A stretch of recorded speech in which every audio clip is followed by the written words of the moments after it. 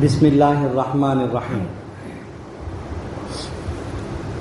عن ابی ہریرہ رضی اللہ تعالی عنہ قال، حضرت ابو ہریرہ رضی اللہ تعالی عنہ سے روایت ہے، فرماتے ہیں سأل رجل رسول اللہ صلی اللہ علیہ وسلم، کہ ایک صاحب نے رسول اللہ صلی اللہ علیہ وسلم سے پوچھا، فقال یا رسول اللہ انا نرکب البحر ونحمل معنا القلیل من الماء فإن توضأنا به عطشنا افنتوضأ بماء البحر۔ انہوں نے پوچھا اور کہا کہ اے اللہ کے رسول، ہم لوگ سمندر کا سفر کرتے ہیں اور ہم اپنے ساتھ میں تھوڑا سا پانی بھی رکھ لیتے ہیں، اگر وہ پانی سے ہم وضو کر لیں تو پیاسے رہ جائیں گے، تو کیا ہم سمندر کے پانی سے وضو کر لیں؟ فقال رسول اللہ صلی اللہ علیہ وسلم هو الطہور ماؤہ والحل میتتہ۔ تو آپ صلی اللہ علیہ وسلم نے ارشاد فرمایا کہ ہاں، سمندر کا پانی پاک کرنے والا ہے اور سمندر کا مردار حلال ہے۔ رواہ مالک والترمذی و ابو داود والنسائی وابن ماجہ والدارمی۔ اس حدیث کو امام مالک، امام ترمذی، امام ابو داود، امام نسائی، امام ابن ماجہ، امام دارمی رحمہم اللہ نے روایت کیا ہے۔ آج کے درس حدیث میں پاکی ناپاکی میں پانی سے متعلق، پانی کے احکام سے متعلق ایک حدیث پڑھی گئی ہے۔ اس میں سمندر کے پانی کا تذکرہ کیا گیا ہے۔ گزشتہ 2-3 دروس سے پانیوں کے احکام کا تذکرہ چل رہا ہے کہ پانی بھی کئی طرح کا ہوتا ہے، کون سے پانی کا کیا حکم ہے، تالاب کا پانی، سمندر کا پانی، نہر کا پانی، وضو کرنے کے بعد بچا ہوا پانی، مختلف پانی بھی کئی قسم کے ہوتے ہیں، اس کے تذکرے چل رہے ہیں۔ گزشتہ یہ مسئلہ ذکر کیا گیا تھا کہ جو پانی ٹھہرا ہوا ہوتا ہے، جیسے تالاب کا پانی ہے یا ہاؤس کا پانی ہے، سوئمنگ پول کا پانی ہے، ٹھہرا ہوا جو پانی ہوتا ہے، اس میں آپ صلی اللہ علیہ وسلم نے پیشاب کرنے سے منع کیا، اور ناپاکی سے پاک ہونے کا غسل اس کے اندر اتر کر کرنے سے منع کیا۔ تو اس کے بارے میں سمجھایا گیا تھا کہ وہ تھوڑے پانی کے بارے میں ہے، مائع قلیل کے بارے میں ہے، پھر تھوڑا پانی، زیادہ پانی کی ڈیٹیل بھی اس درس حدیث میں ذکر کی گئی تھی۔ تو اب یہاں پر مسئلہ سمندر کے پانی سے متعلق ذکر کیا گیا ہے کہ سمندر کے پانی سے وضو کرنا جائز ہے یا نہیں ہے۔ چنانچہ صحابی نے پوچھا آپ صلی اللہ علیہ وسلم سے کہ اللہ کے رسول، ہم لوگ سمندر کا سفر کرتے ہیں، سمندر پر سوار ہوتے ہیں، کہ الفاظ حدیث میں ہیں سمندر پر سوار ہوتے ہیں کا مطلب تو کوئی بنے گا نہیں، سمندر کے سفر میں کشتی پر سوار ہوتے ہیں تو سمندر کا سفر کرتے ہیں، اور تھوڑا سا پانی بھی رکھ لیتے ہیں پینے کے لیے، کیونکہ اکثر و بیشتر سمندر کا پانی کھارا ہوتا ہے، وہ پینے جیسا پانی نہیں ہوتا ہے عام طور سے، تو پینے کے لیے الگ سے پانی رکھ لینا پڑتا ہے، تو ہم لوگ تھوڑا سا پانی بھی رکھ لیتے ہیں ساتھ میں۔ اب اگر نماز کا وقت ہو گیا اور ہمیں نماز پڑھنا ہو تو کیا کریں؟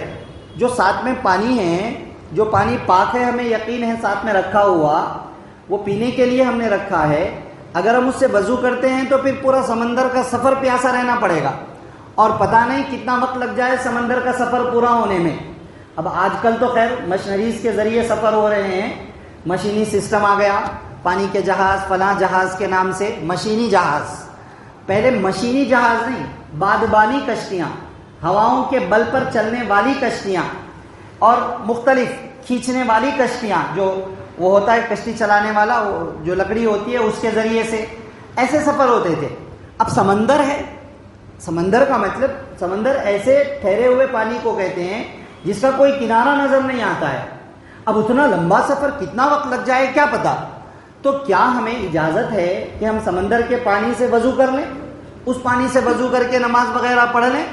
تو آپ صلی اللہ علیہ وسلم نے جواب میں 2 باتیں ارشاد فرمائیں۔ ایک جو ان کا سوال تھا وہ بھی فرما دیا کہ ہاں، سمندر کا پانی پاک کرنے والا ہے، یعنی سمندر کے پانی سے وضو کرو گے تو پاکی حاصل ہو جائے گی۔ اور ایک ایکسٹرا چیز اپنی طرف سے ذکر فرما دی کہ سمندر کا مردار تمہارے لیے حلال ہے۔ یہ 2 باتیں آپ صلی اللہ علیہ وسلم نے ارشاد فرمائی۔ پہلی بات تو سوال کے جواب سے ریلیٹڈ ہے۔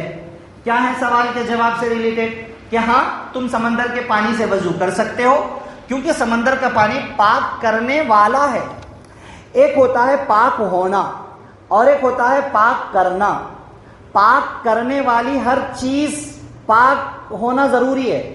ناپاک چیز جو خود ناپاک ہو وہ کسی کو پاک بھی نہیں کر سکتی ہے, اور جو چیز کسی کو پاک کرتی ہے وہ آلریڈی پاک ہوتی بھی ہے. تو سمندر کا پانی پاک بھی ہے, پاک کرنے والا بھی ہے.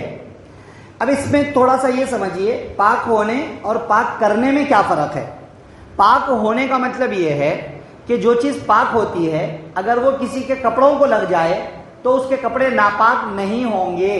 یہ ہے پاک ہونے کا مطلب. بات سمجھ رہے؟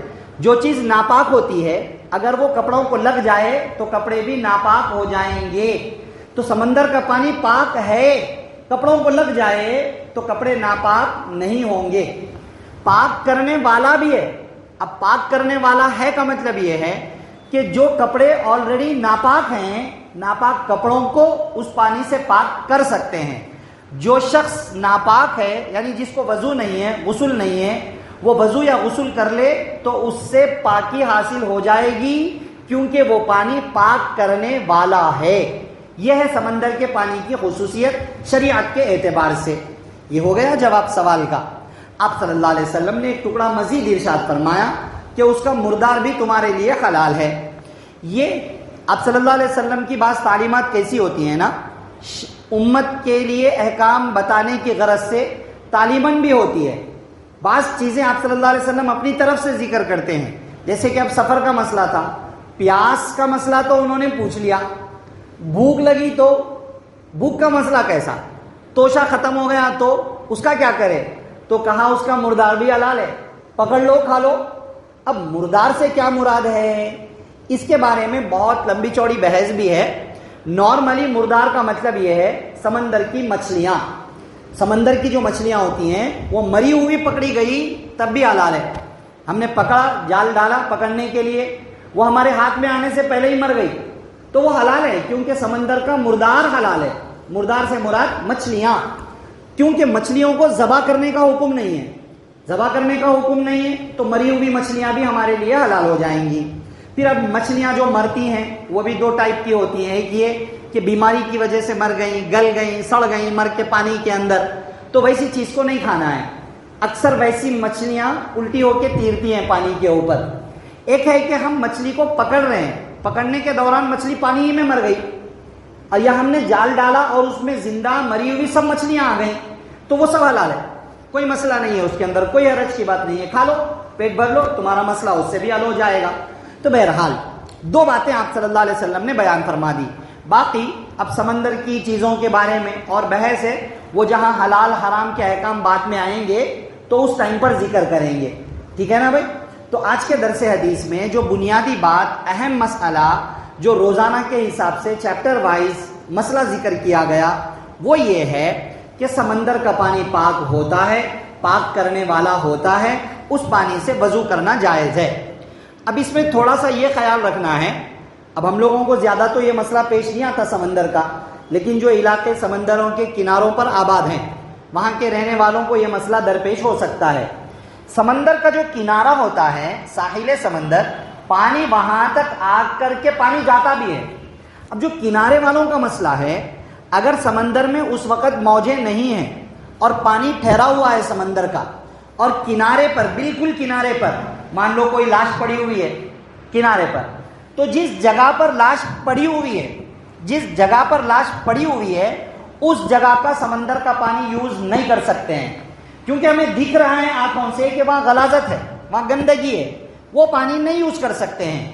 مرا تھا کوئی سمندر کے اندر, موجیں آئیں اور بہا کر کے لے کر کے چلی گئی, بیچ سمندر میں کوئی مرا ہوا ملا, اب ہو سکتا ہے کہ اس کی گندگی پورے پانی میں حلول کر گئی ہوگی, نو پرابلم, کوئی مسئلہ نہیں ہے. شریعت نے کہا کہ اب وہ پانی پاک ہے, بس اس جگہ سے پانی یوز نہیں کرنا جس جگہ گندگی پڑی ہوئی ہے, جس جگہ وہ لاش پڑی ہوئی ہے, جس جگہ وہ غلاظت پڑی ہوئی ہے. بات سمجھ میں آ رہی ہے نا.